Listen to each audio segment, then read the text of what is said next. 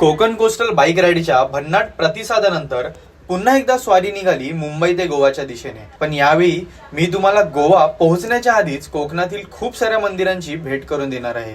तर नेहमीप्रमाणे रायडर एकत्र भेटल्यावर गाराणा देऊन आम्ही निघालो मुंबईहून चिपळूणच्या दिशेने, कारण या ठिकाणी आहे भगवान श्री परशुरामांचं मंदिर।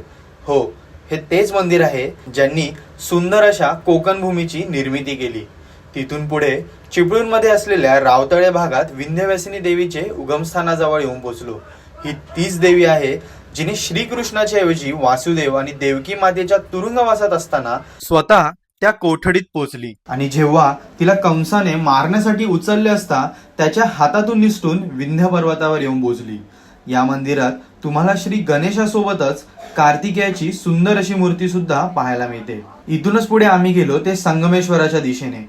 चिपळूण ते संगमेश्वर असा प्रवास करत असतानाच डाव्या बाजूला राजवाडी फाटापासून डावीकडे जाताच आज ब्राह्मणवाडी गाव लागते, आणि याच गावात आहे कोकणातले एकमेव सुप्रसिद्ध असे गरम पाण्याचे कुंड आणि दुमजली गाभारा असणारा मंदिर, ज्याचं नाव आहे श्री सोमेश्वर मंदिर।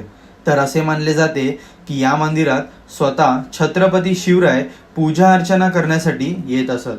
तर मित्रांनो, तुम्हाला या राईडबद्दल अजून अधिक माहिती हवी असल्यास आत्ताच आपल्या यूट्यूब चॅनलला फॉलो करा।